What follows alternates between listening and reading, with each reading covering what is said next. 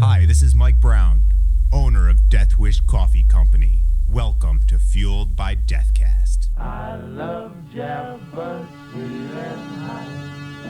Whoop, Mr. Motorama, coffee and spice.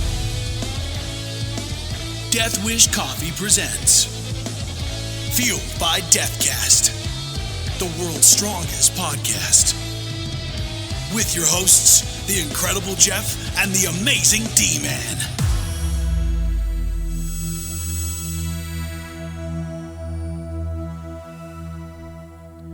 Welcome, everybody. It's another edition of Fueled by Deathcast. I am the incredible Jeff. And I am the amazing D-Man. And boy, do we have a show for you. Let's get right to it. Science! All right. This week, D-Man, I have something pretty mind-blowing for you. I'm ready for it. Scientists have discovered a new organ in the body. I have a dirty joke. Go for it. I think we all know exactly where you were going, actually. But seriously, I say new organ with air quotes because this isn't technically a brand new organ that we didn't know about. In fact, there are sketches of this organ in drawings done by Leonardo da Vinci. So is it like a liver, like a chunky thing? Or is it like, because skin is an organ? Correct. And that's kind of weird. It is called mesentery, is what it's called. That sounds like a disease. It is now the body's 79th organ, and it is in the human digestive system. Basically what this is it connects the intestine to the abdominal wall. And sounds important. It's very important. In fact, if we did not have this, our bodies did not evolve to have this organ, our intestines would kind of coil up on themselves, cut off the blood flow, and basically kill us. Oh, yeah. That's not good. Not good. So this is a very important organ. The reason why it is newly discovered is because even in Da Vinci's anatomical drawings that depicted this, we always thought that it was a broken kind of separate parts. It wasn't an actual full organ. It was just different biological parts that had kind of made up this thing that kept your intestines, on your abdominal wall. We now know that this membrane that is in the lining of the abdominal cavity, it attaches the stomach, the small intestine, the pancreas, the spleen, and other organs to the posterior abdominal wall. It's like body glue. Yes, it's exactly like body glue. The exciting part about this scientific discovery is that not only is this changing the famous Gray's Anatomy textbook, that every doctor ever, uses this as their tome for anatomy. So that has now been updated because of this. But Da Vinci was like checking this stuff out early. He knew about it, but again, he didn't even think that it was a full organ. He just thought it was parts as well. That's how he depicted it. Weird. But it is fairly certain that the mesentery is involved in at least some abdominal diseases.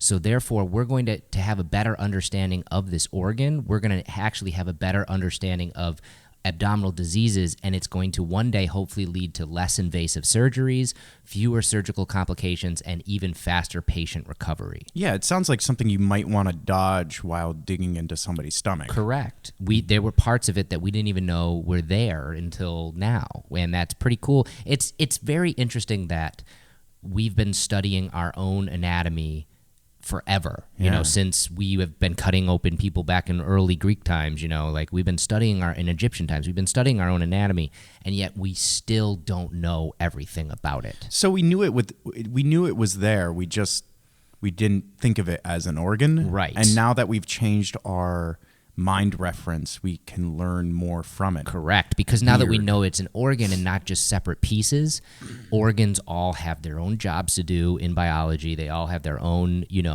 things that affect them differently. So by understanding this as an organ itself, it's going to give us a greater understanding of the human body on the whole. Yeah, it just tells you a lot about just like frame of mind and what that can open up as far as discoveries. That's so pretty cool. Yeah. So cool.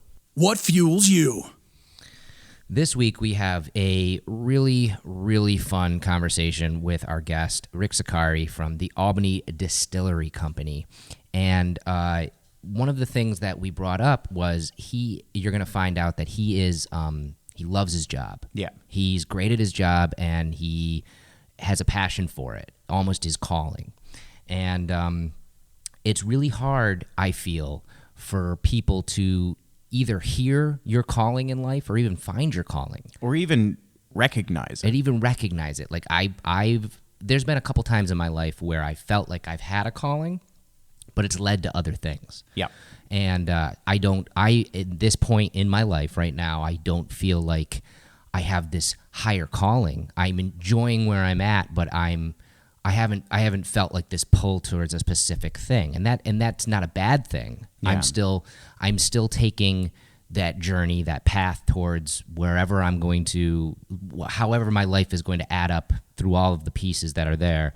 And, it's basically how you distill the information gained through your experiences to really find what motivates and drives you. Yeah, and I think part of, like you said, part of finding your calling is just being content where you are sometimes. Just Right. like taking a breath, enjoying what you're doing, and then all of a sudden you're like, oh, I enjoy what I'm doing.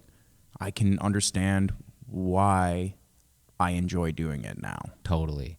And it's really interesting to talk to someone like Rick, like you'll hear later, who has such a handle on what he loves to do, and that involves, being a brewmaster, and he took that to heart and distilled it down to what he wanted to do with his life. Secret code unlocked. Discount of death.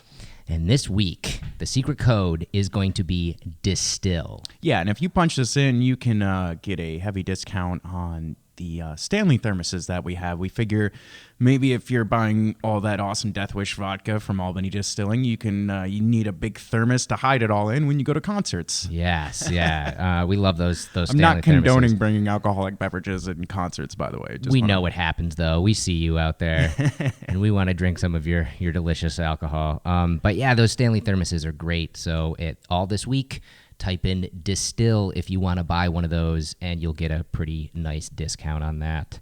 Last week, we did a giveaway. We set up a thing where all you had to do was type the hashtag Fueled by Deathcast on any of the social media platforms, and you were immediately entered to win this incredible French press desk press mug, all-in-one coffee explosion machine, right for your desk from Planetary Design, the same people that make the vacuum canisters for Death Wish coffee. Yeah, and I gotta say, Jeff and I were blown away by all the people spreading the love about the podcast. I mean, we do this because you guys are there listening to us, and just to see all of you sharing this really warms our hearts, and really we love doing this, so we're happy to give this away. And Jeff, why don't you tell us our lucky winner this week? Well, we went old school this time. So many of you shared it. We went and we wrote all the names down, especially if you had multiple entries, and we cut them all into little pieces of paper and put them. We did this old school. Yep, we put them right into my Boba Fett hat, and we pulled out the winner, and congratulations to Sean Branson. Yeah, Sean, we see you supporting us, and we're totally psyched that you won this. So yes. Congratulations, man. And we will be sending that your way, which I believe you're all the way across the world, and hopefully that will make it to you very soon. And now we're broke.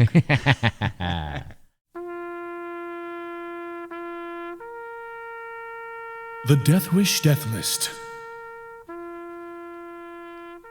Who died, Jeff? Well, this week we lost a poet, and poets are usually a fly under the radar until they're dead. It's the nature of the beast. Unfortunately, you don't really hear of too many super rich, famous poets out there. I feel like poets are the people that the real writers end up respecting. Totally. Which is kind of interesting. And this guy was very, very well respected. His name was David Meltzer. He was 79 years old. He was one of the key poets of the Beat generation. He actually is most known for his epic poem, Beat Thing, which is all about the Beat generation. And if you guys don't really understand the Beat generation, it was the generation of writers that existed in the 50s, right after the World War II, and they were commenting on American society post-war and what was happening. In fact, it's always when you think of the 50s and 60s, when people would go to jazz or poetry readings and snap their fingers and stuff, that's the Beat generation. And his work was right up there and always mentioned with the same in the same breath as Allen Ginsberg's Howl, William Burroughs' famous Naked Lunch, and Jack Kerouac's On the Road. And he died this week. Also, we lost actor Puri. He was 66. He was a critically acclaimed Indian actor who appeared in various Indian, British, and American movies. He was born very poor in India and worked really hard to go to drama school and actually graduated drama school and then started acting. And he was most known for his roles in Indian films called Akarash and Ard Satya. In fact, in Ard Satya, he won the National Film Award for Best Actor. Those roles led to his international debut, and he started to act in some British movies. He had a cameo in the famous Gandhi from 1982, and he also he starred in the British film East is East, which basically put him on the world stage. Then he started to be in Hollywood, and he appeared in such Hollywood movies as City of Joy opposite Patrick Swayze and Wolf opposite Jack Nicholson. I don't remember him in Wolf, but I remember enjoying that movie a lot. Yeah, it was a very good movie. He was a very versatile actor, and unfortunately died this week. A death wish you a happy birthday, though. Today, January 12th, if you're listening to this podcast when it comes out, Rob Zombie is having a birthday, and we wish him the best. Can you imagine what his birthday parties are like? Oh, I hope it's all sparkles and ponies. I know, right? Like complete opposite. He's going to be 51 today. On January 14th this week, Dave Grohl, another kick-ass rocker, is going to be 47. He hasn't aged, man. I know. He still looks the same. I know. He actually looks better. And playwright, songwriter, actor Lin-Manuel Miranda, best known for his work on the Broadway smash Hamilton, but also he wrote most of the music on the new Disney movie with The Rock, Moana. He is celebrating a birthday, and he is 36 years old. So happy birthday to all of them. We are going to take a short break right now and give you guys this week update with some really juicy Death Wish Coffee news.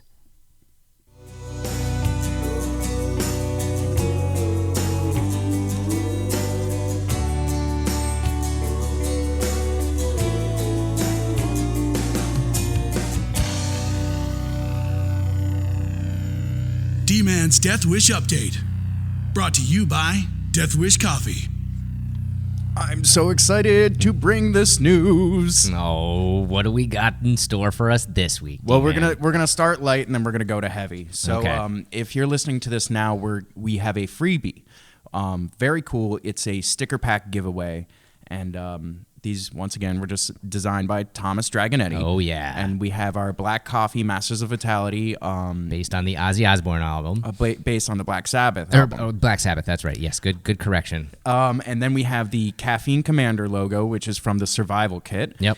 And then one of my favorites is the new Valhalla Java logo with the Viking skull. The bearded Odin skull. Yeah, that's very, very cool. So you'll get those 3 stickers for free on any of your orders today, January 12th. And as with any order, you always get our Death Wish logo sticker because we love...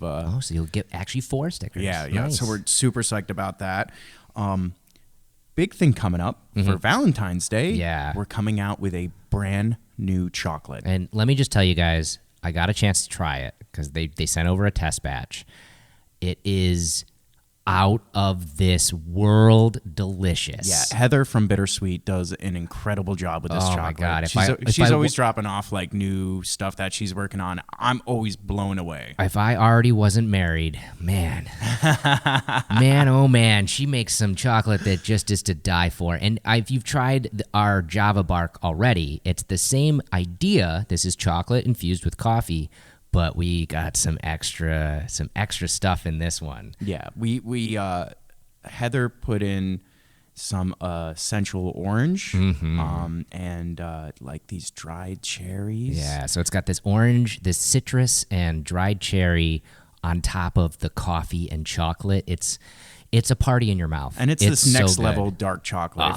If you've had our chocolate before, you know that we spare no expense on the type of chocolate we get. It's not wax. Yeah. You know, it's the real deal. It tastes so good. Oh my God. So that will be available for Valentine's Day. We're actually going to release that in early February, so you'll be able to get your orders in and get it to your loved ones right on that wonderful day. Yeah, so keep an eye out for that. But here's the news can't wait. that Jeff and I have been holding on to this forever. So we're so happy we can finally say this out loud. So as you know, Jeff and I are a bit on the nerdy, geeky side, and we love video games. And some of the video games that we love are games like Assassin's Creed. Oh, yeah. Which is made by a company called Ubisoft. Yes. And Ubisoft makes thousands of awesome games. They're so good. I mean, Assassin's Creed is DMAN in mind, like one of my favorite games of all time, but their list of games is astronomical. Well, one of the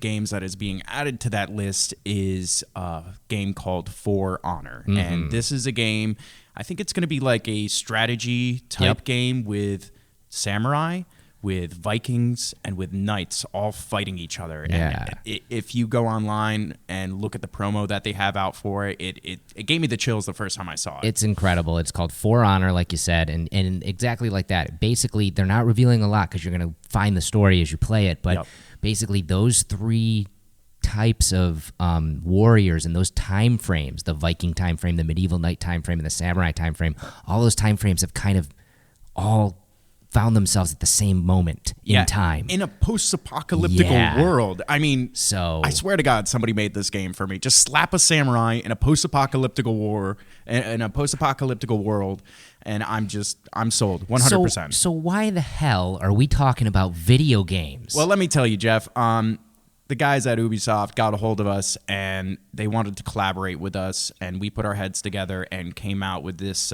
special edition bags, I should say. Bags. So we will be releasing 3 different kinds of special edition bags. They're so cool. Yeah, they look really next level. We have one in front of us right now. They're highly collectible. It's got the logo of the game right on the front. And like we said, of the 3 people, you're going to get a bag of samurai, a bag of Viking, and a bag of medieval knight, I guess, like knight, kind of thing. But it's pretty cool, like, video game artwork on the bag. And not only that, every bag is going to have a code that'll be part of the game that you'll be able to, through your Ubisoft account, you'll be able to earn points and, gain things in game. If you're a gamer, you know exactly what I'm talking about. There's all that stuff. You always want to sign up for, your Ubisoft account when you're playing the game and get all those special deals. So. But even if you're not a gamer, these bags look so cool that you're gonna want to get your hands on this. So it will be available on both our deathwishcoffee.com and it will also be available on amazon.com. So keep an eye open for that. That'll be coming out very soon. The release date for the video game right now is February 14th of this year. Those are tentative always. That's what is on the internet right now, but sometimes those get pushed back. But with the lead up to the game, Death Wish will be releasing our variant bags of coffee. So we're very excited. Whew, I feel like I just got some weight off my back, man. I've just been holding that in. Very, very excited. I'm so excited. So don't forget, subscribe and save, and check out the podcast for anything new. We're always talking everything Death Wish, and we're always excited to bring you guys news. So tune in. Oh, welcome back to the show. Man, I love Brock. He, BrockVox.com for all of your voice acting needs. That's our dude there. And but this week was incredible. We went on location for the first time ever with the podcast. Yeah, we brought the podcast on the road all the way to Albany Distilling and sat down with Rick and Cooper, the kitty cat. The kitty cat. And we talked everything that he does there, a little bit of his motivation on what got him there, and I love his story about the Quackenbush rum. Yeah, you got to hear that. There's some really, really cool nuggets that we got to talk about, and it's all about his journey to become a brewmaster. He started out just brewing in his room in college, and then he went to school for it, went over to Europe and learned from the masters, started brewing beer, and now he's working for a small business distillery company, and it is incredible what they're able to do. They were just featured in a pretty great big magazine that we talk about, and some other cool stuff. Tuck in, listen to this incredible conversation. Enjoy. The Fueled by Death guest. We have a special fourth guest. Yes, We've got Cooper the kitty cat. who lives between the barrels.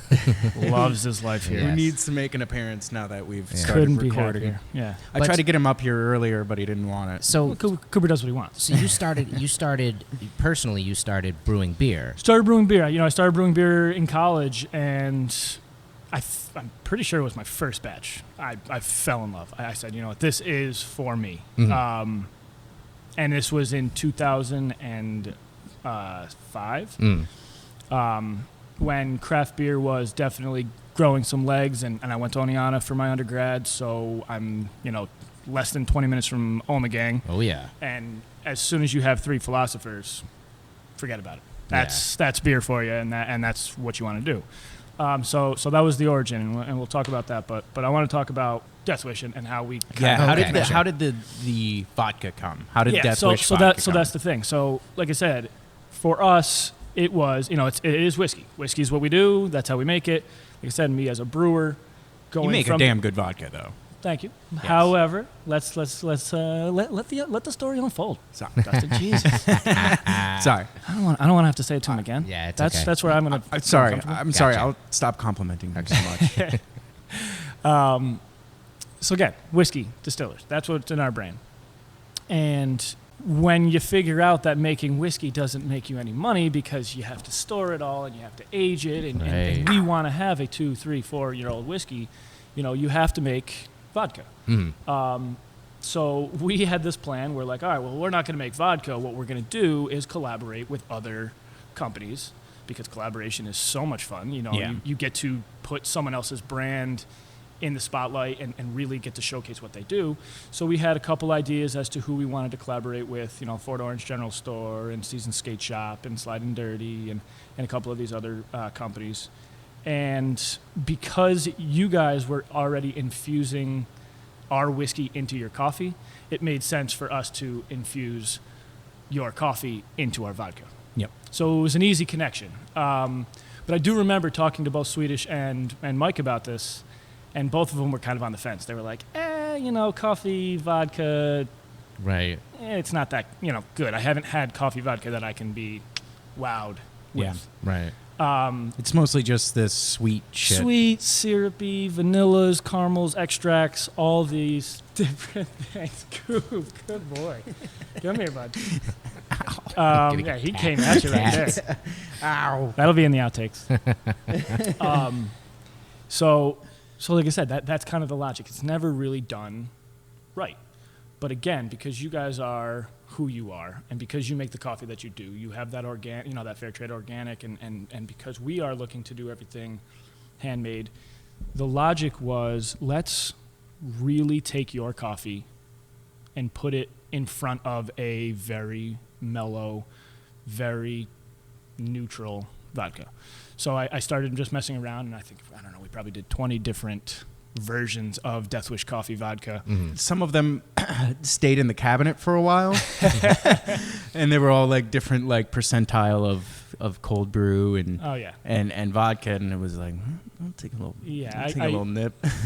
We've messed around with so many different versions because again, I kind of agreed with them, but once we kind of narrowed in on what we wanted, I presented, I think, our top 3 or 4 or 5 or something like that to Swedish and Mike, and both of them drank it and were like, yeah, no, let's do that. Yeah. I'm sorry we had any reservations about it. Let's make that happen. That's awesome. So can you talk a little bit about the process of making the Death Wish coffee vodka? Yeah, so we start with a neutral spirit for the vodka itself. So what I'll actually do is, it starts at 96% alcohol, distilled from corn 6 times. I filter that down, I blend that down to 57.73%. And that's in my math brain, 70-30 comes out to be, because I wanted to have it 30% coffee. I wanted to have that really, coffee forward flavor. That's when we send it through activated carbon over and over and over again. and that just filters out any of those off flavors. It just makes it very, very clean. And then from there, we just blend down the vodka the rest of the way from that high proof, from 57% down to 40% with cold brew coffee. And this is what's great about this product is I get to collaborate with Old Saratoga Brewery as well, where I used to work. So to kind of do that and work with that company, and now to kind of come full circle and now work with them on a collaborative product is great. So they make enough coffee, cold brew coffee at a pound per gallon. So that's really just serious coffee. Yeah. Which we can then blend down again, that 57% vodka down to 40%. We do touch it with a little bit of sugar. I think that's what the masses are looking for. They want a little bit more, a little bit more clean. palatable. I do like to always save a little bit of just straight coffee vodka without the sugar. I prefer without. You gave me some a while ago, and I liked it better that way. Yeah, you got to be a serious coffee fiend to want it. Check and check. Oh, yeah, exactly. Oh, I know. So how much caffeine would you say is in? I'm basing it off your numbers. Yeah. Swedish sent me some lab tests of the cold brew when you guys did authentic. When you guys did that experiment, because we're using about 10.5 ounces of coffee per bottle, and oddly enough, your can is about 11 ounces, so it's pretty damn close. And I think I got figures close to 469, something like that. So I figured there's about 450 milligrams of caffeine per bottle, because we're not, we're not running the coffee through any distillation. We're not burning it off. We are literally blending down the vodka with the coffee. So it's, for all intents and purposes, it should stay in there without losing any of that caffeine. Yeah, which is why cold brew has more caffeine usually. It's because it's at that colder temperature. You're not burning off the caffeine, and you're continuing that process and keeping it cool and keeping it high in caffeine content. Actually, that surprised me. I didn't think there was actually that much caffeine in the vodka, but maybe I just drink too much coffee. How has this affected the company, the Death Wish Vodka? Have you guys seen it obviously has went well on our end? Sure. Of course it's going well on our end too. I mean, again, kind of going back to that collaboration, it's fun to work with other businesses and see, your customers and their excitement about everything. And it's also nice to not be a one-trick pony, to be honest with you. Again, just because I'm a whiskey nerd doesn't mean that everybody's a whiskey nerd. Yeah. So even just going to farmers markets, going to events, going to shows, going to liquor stores to present my product, to say, hey, I have whiskey, rum, and vodka, instead of just saying, hey, I've got whiskey. Right. Because if you don't like whiskey, then goodbye. Yeah, you're done. Yeah. So to kind of have that portfolio has been great. And certainly, obviously, from the other side, your reach as a company, nationally and internationally, it's kind of a double-edged sword, to be honest with you, because it's like, it's great to be in front of all these people, but it's also like, we can't sell to you. Right. The amount of emails that I've responded with, unfortunately, the federal government does not allow us to ship to you. Right. I'm sorry. You can go to one of these retailers that can do it, and it just looks like that extra layer. And that's the booze industry. That's the nature of the beast. But I think the demand for it is so through the roof that we're seeing it pop up everywhere now. Yeah, and New York State, it's flooded, but still, there's we look at it, and there's still so much room to grow. It's making its way to Western New York. It's making its way down to the city. And obviously there's so many people and so much territory to cover, even in the Hudson Valley, I think it's just the tip of the iceberg at this point. We've done well with it, but we have lots of growth still out there. So where are you? Are you able to keep up with demand versus are you trying to get it out there more? Brands have to grow the way the brand is going to grow. Mm-hmm. We don't want to force it. From our production capabilities, we're still a company of 4 people. Yep.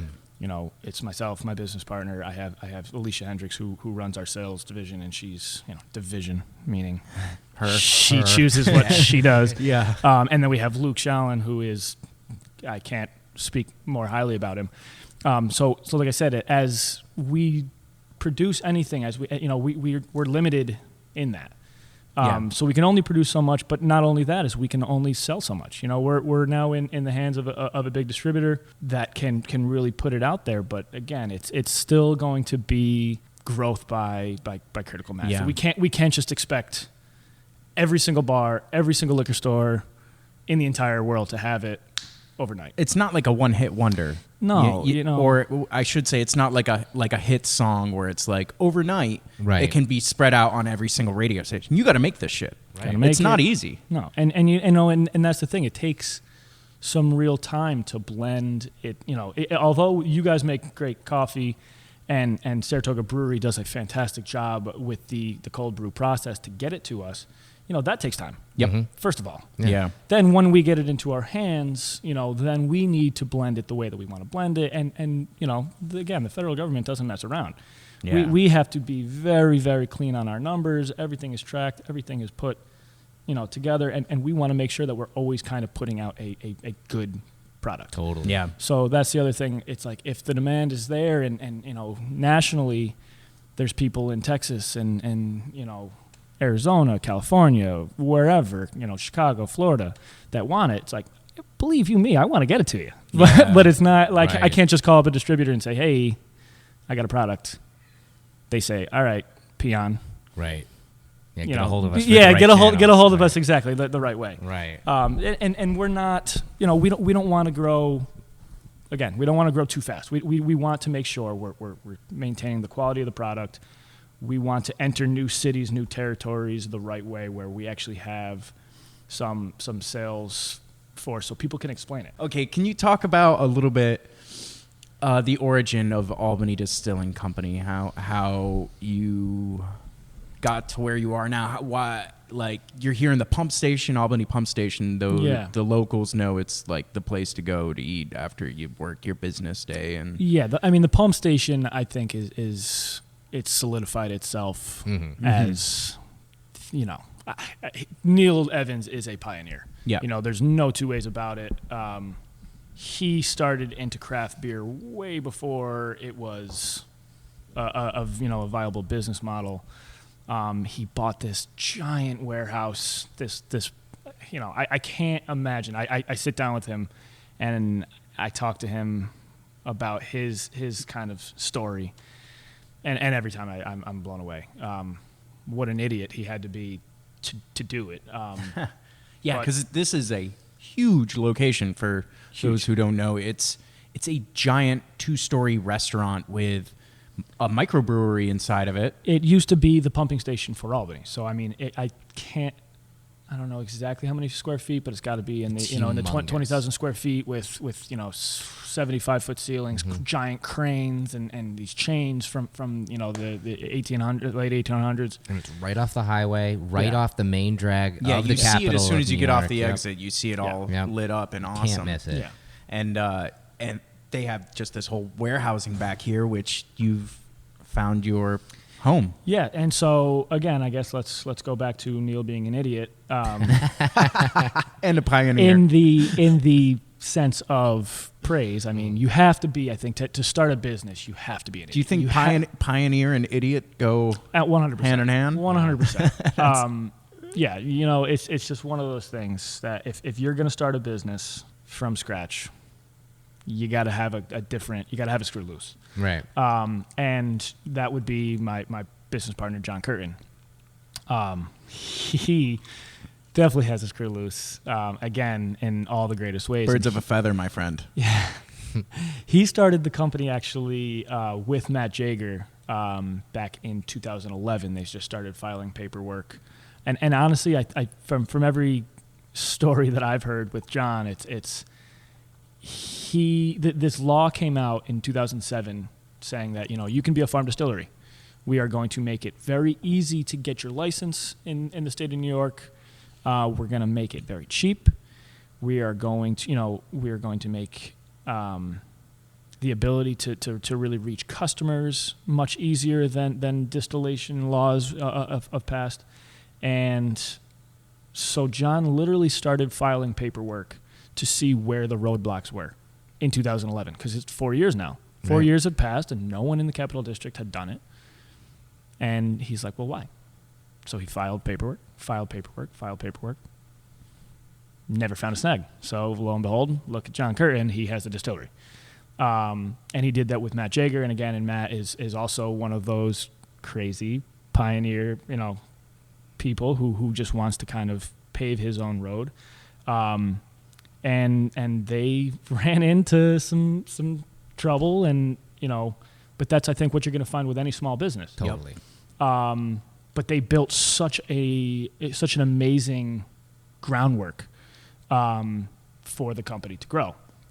As time went on, I think late 2013 probably, Matt had an opportunity to move on with some other guys, Scott and Walt, to form Yankee Distillers.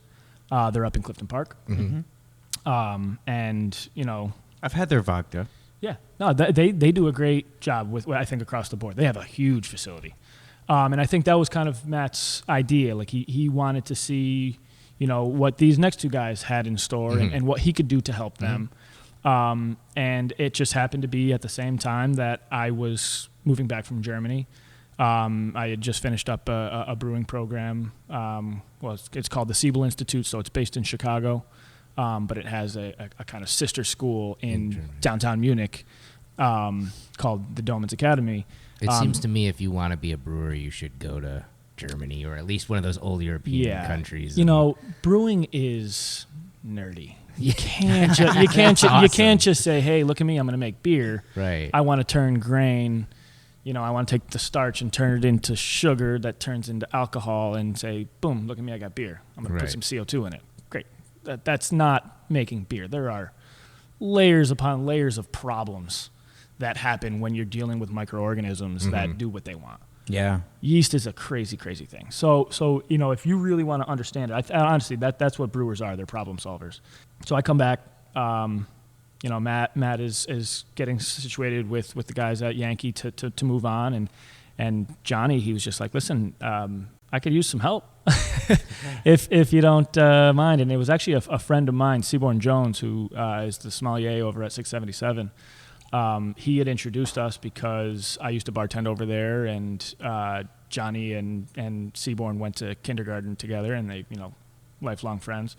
So it just happened to work out perfectly. I mean, I got back into the United States, I think, in June-ish, mm-hmm. if my memory mm-hmm. serves me, but not really that important. And, my girlfriend and I was, planning to move, planning to look at opportunities because there's breweries all over the country, and I love beer, and it's great. But I'd also have such a connection with spirits my entire life too, because at 18 I was working at liquor stores. I actually worked at a liquor store in Saratoga where I grew up, and I worked at a liquor store in Oneonta where I went to college. So for me, that connection was always there. I'd always liked booze as well. So again, it's kind of just. Did I mention I'm a nerd? I mean, that's just you're a booze nerd. Yeah, you look at these things, they're just so interesting. What got you interested in it? Did you have like family members that got you into it, or what attracts you to this? I don't know. My dad's 35 years sober. I mean, I can't. That's what it is. I don't know. It's just interesting. I just think. Do you think it might be like it was something you were told not to do? No, my parents have always been very supportive of what mm-hmm. They're fantastic people. There's no two ways about it. So I think for me, I don't know. I've always been interested in entrepreneurship. I've always been interested in business. I went to and got my master's in business over in Sweden. So I spent a couple of years in Europe. But I wrote my master thesis on how to financially run a brewery. Like I've just always been very. Yeah. I just think that to be in this environment takes so many layers, and it's just interested me. I mean, I don't think you can explain why you like what you like. Yeah. You just do. So again, 5 years in liquor stores, 5 years behind a bar. Almost just like time in breweries and studying brewing. I think that's what they call it, a calling. I was called. Yeah. Heck yeah. That was cold. That's amazing. It's cool.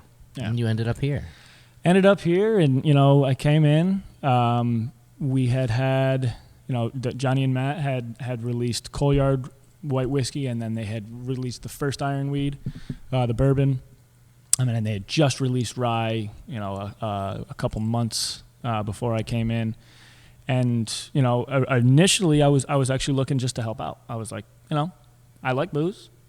I'm a brewer. Right. I've got the training in this as to how to do it. I kind of want to learn your process and see what you guys have been doing. And I think I was in here for 3 days before John was like, let's make this a thing. and you said earlier that it's not that dissimilar brewing beer as brewing spirits, right? Like You got to make beer. it's the same kind of thing. We make beer. We boil beer. Mhm. We take out the spirit. Mhm. We take out the ethanol. We isolate it. Stick it in a barrel. It tastes delicious. And Really, you start with regular booze and turn it into. So we go grain. Yup. This here's our mash tun. Yup. Yeah. By the way, people, we're on site. Oh yes. Here, that's the echo, the hum, the meowing. The meowing. We're on site at Albany Where is Distilling. You can't get somewhere. So this does the beer thing. So essentially, that makes beer. I want to be clear. We make really shitty beer. Okay. Yeah, it doesn't need to be good. Nobody's drinking this shit. No, all right. Until It's tough for me to describe what we do without getting into scientific detail. Right. But because that's just like this is my life. This is I'm my into day. the I just scientific talk detail. and it just comes No, out. bring it. All right. So essentially, what we do is this is a mash tun without a false bottom. Okay. But for all intents and purposes, this is essentially the exact same thing that they do in making beer. Okay. What we do in that tank is take the starch that is in the grain and we convert that into simple sugars using an enzyme Mm-hmm. that breaks down starch. And that enzyme is naturally occurring in the germination process. Okay. So essentially they wet grain and they trick this grain into thinking that it's going to grow. They dry the grain out in a process called malting. And that activates this enzyme. So we have now this very powerful piece of grain. We add that grain to our mash, our essentially our cooked starch, our cooked grain, and at a very specific temperature, at a very specific pH, with very important minerals, this starch will break into small, tiny little sugar molecules. And that sugar molecule is food for yeast. So from there, we'll pump the mash over to the fermenters with yeast, and yeast will start to do its thing. From here, we are almost the exact same as a brewer. The brewer will actually filter out the liquid. Mm-hmm. They have a false bottom. They essentially have a colander. Mm-hmm. So they drain the liquid out and leave the grain behind. Okay. We don't do that. We can actually bring the grain right with us because we're not going to be Right. Drinking it. Right. Beer brewers have to take that out, or else you got grain in your beer. Yeah. And no one's happy about that. Yeah, It's gross.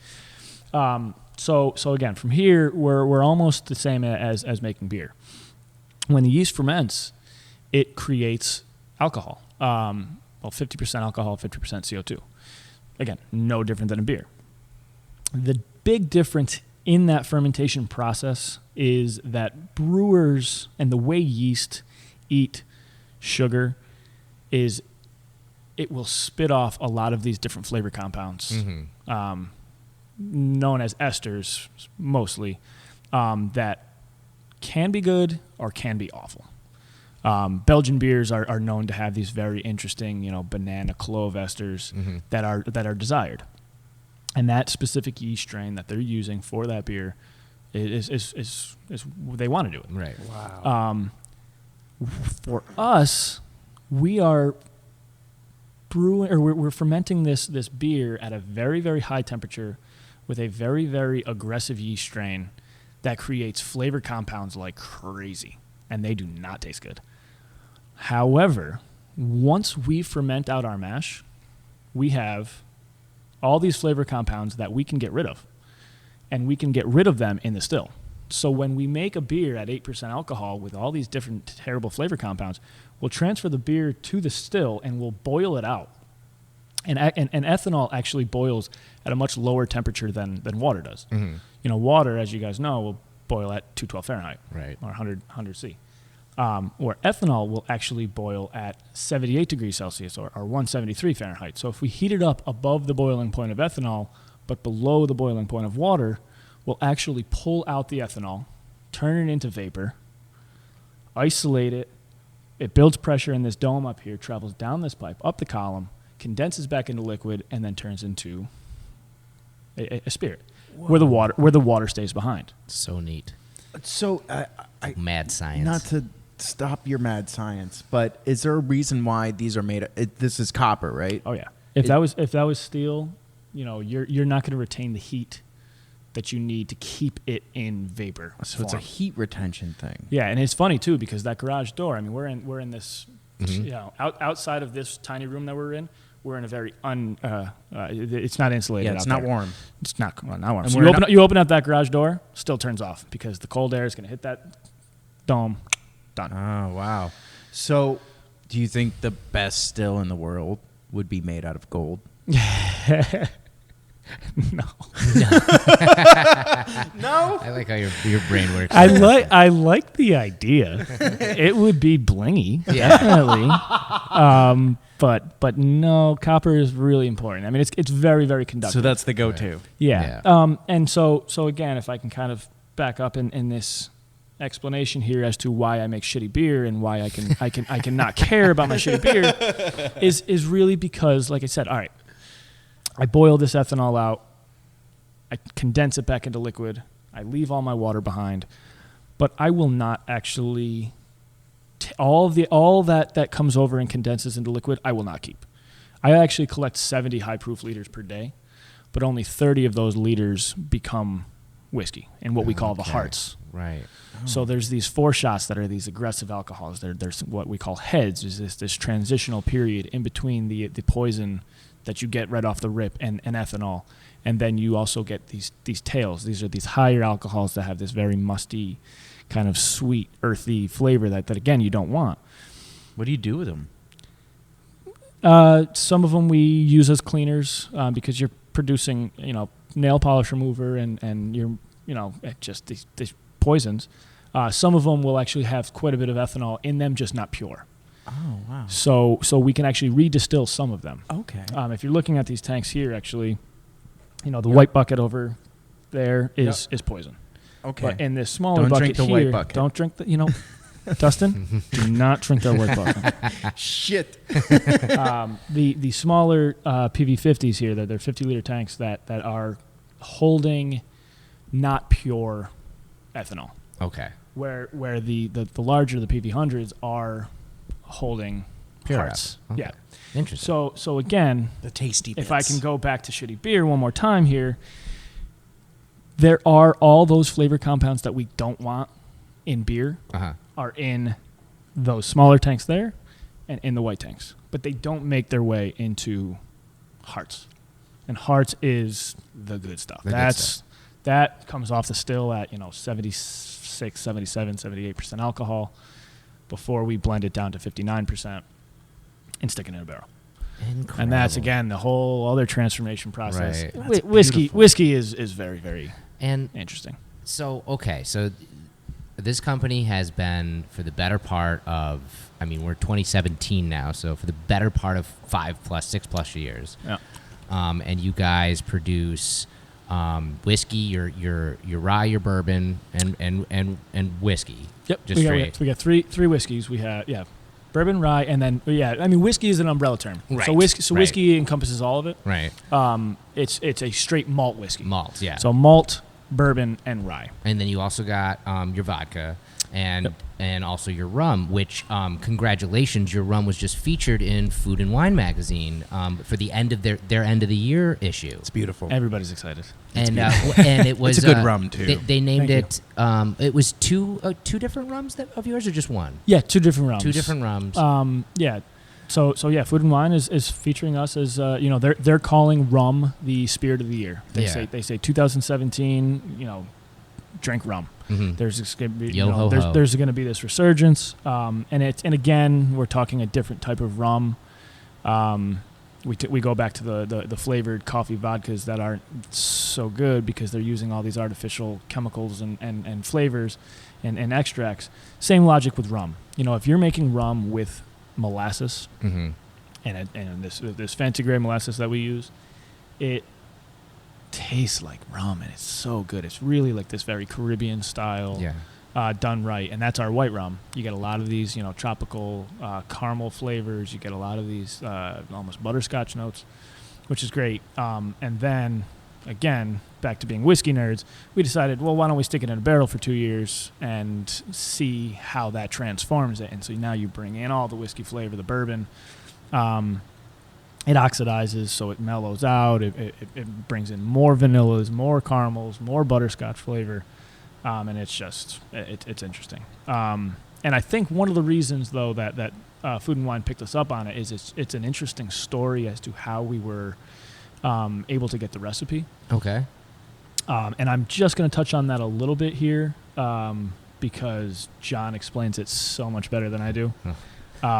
And we're actually going to be leaking out a lot of those, the story over the next couple weeks. Oh, excellent. It's interesting. If you want just the footnotes here, again, we started as a whiskey distillery, but Albany is really known throughout history as a rum city. Right at the gates of Fort Orange, which is the original name for Albany, once stood the Quackenbush Still House in the mid to late 1700s. And it was one of the bigger inland distilleries in its time, and producing rum for the colonies as well as across the ocean into England. And it was shut down in the mid 1800s, after little after the War of 1812, and forgotten about. And then the latter half of the year 2000. They were digging and building this parking garage that sits there now, and they discovered this still. They found, they just noticed that there's these tanks, and so then they started digging more, and they found the equipment.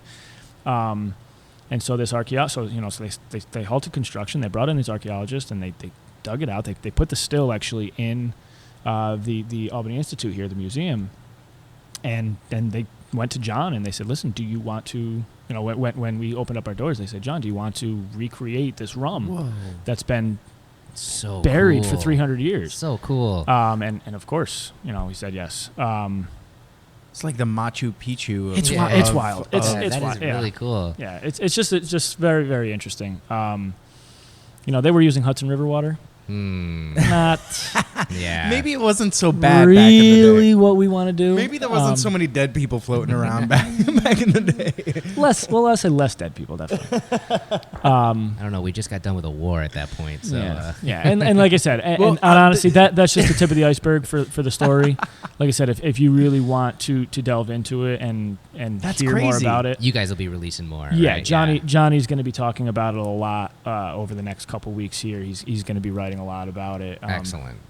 John is a also. very unique character. I can't speak highly enough about John. And he's just a plethora of knowledge.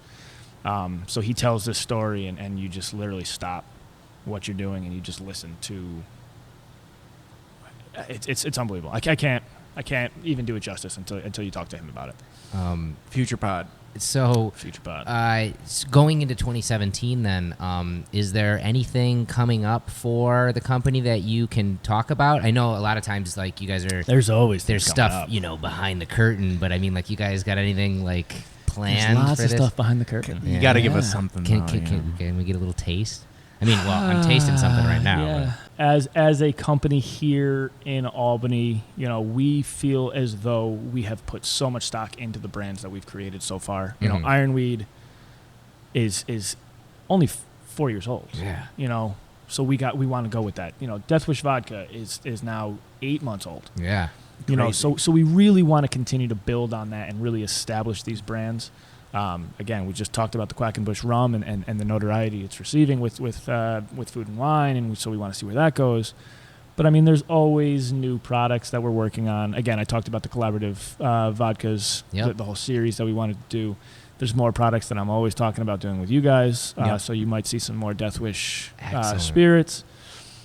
You know, we need to grow as a company, or we need to grow as a facility in this area. I mean, you guys can't really see here on the radio, but we are in a very, very small home. You know, so that's on our brain. It just sounds like a lot. But yeah, I don't know. I think we're all very, very humbled at this point.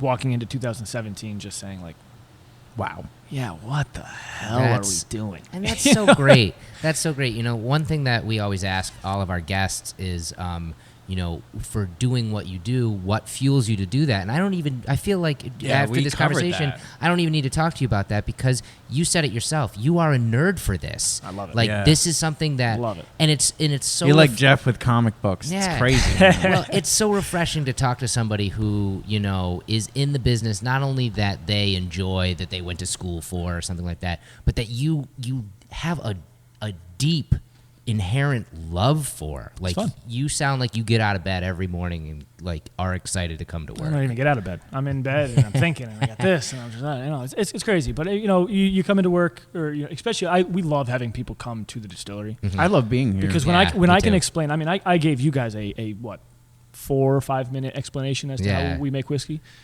When we do tours here, I mean, I talk for an hour. I could talk for an hour and a half about how it's done, and way too much detail. I find sometimes where I look at people who are just like huge grins on their face, like, oh my God, what is going on? And then I have people that are just like completely eyes glazed over, That's like, passion, what man. is going on? That's passion. Yeah, but that's the thing. Like when I talk, so often, especially when I'm talking about this, I don't always register what and who my audience is. I try to. It's because you're channeling, man. I try That's my that damnedest, calling. Sometimes I'm just like, this is what I do on a day-to-day basis. This is why I do it. This is what we're, you know, from a science base, you know, it is. But that's just who I am. I can't. You're an alchemist. Can't keep it down. I have a feeling I know the answer to this question, but a final question. Out of everything that you produce, you personally, your favorite? I don't know if you know.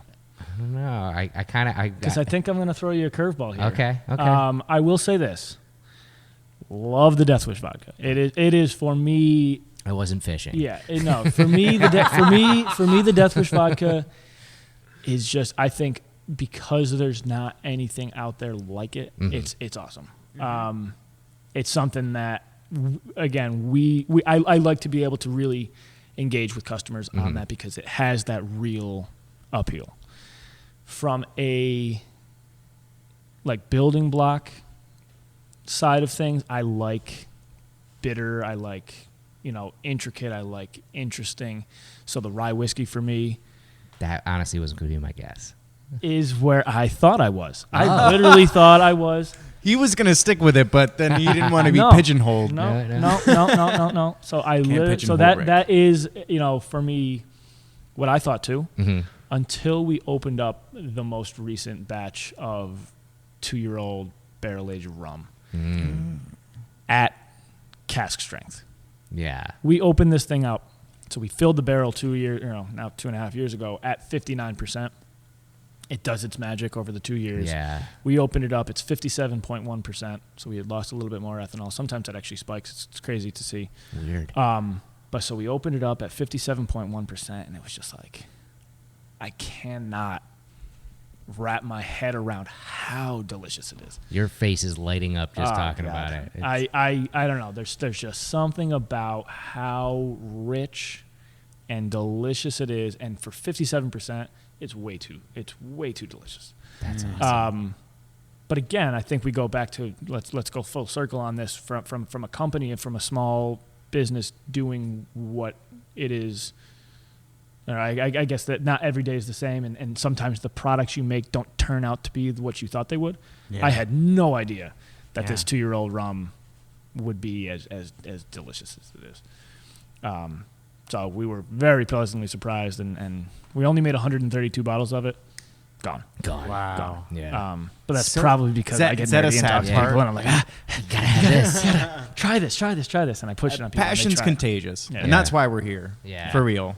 And hearing your story, it makes me feel a lot comfortable in my own settings, because it sounds a lot like how Death Wish was and is still happening today. Just you're dealing with the how far do we grow? How fast do we grow? We don't want to compromise our quality. Yeah. Period. Yeah. You got to be very careful. It's very cool. It's very comforting hearing the same struggles in a different setting. You have that extra layer of the distributor as far as that goes. Booze is tough. It's legal drugs, but so is coffee. Maybe that's why we get along so well. It must be. But and it's funny too, because it's working with you guys is so much fun. We really enjoy that, because you guys are like you said, you don't know always what you're doing. you're kind of just doing it. Yeah. It's not a fucking factory, for sure. No, it's not. But that's so much like we look at this across the entire Capital District. So we formed what we call the Capital Craft Beverage Trail now. It originally was the Albany Craft Beverage Trail. Mm-hmm.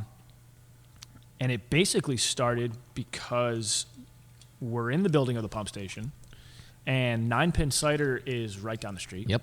And Druthers is less than a mile from us. Yep. So you're talking, you have 4 alcohol producers within a mile of each other. We're working together all the time because, like you said, we sometimes don't know what we're doing, or sometimes we have these creative ideas and we're like, hey, what do you think about this, and this? Yeah. And so it's awesome to either bounce those ideas off of each other, create new products. And that's a huge part of our business.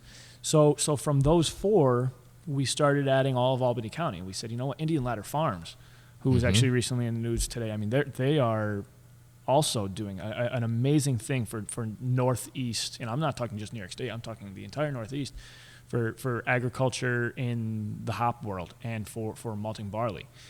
So we wanted to bring them in. They started a cidery and a brewery in their farm.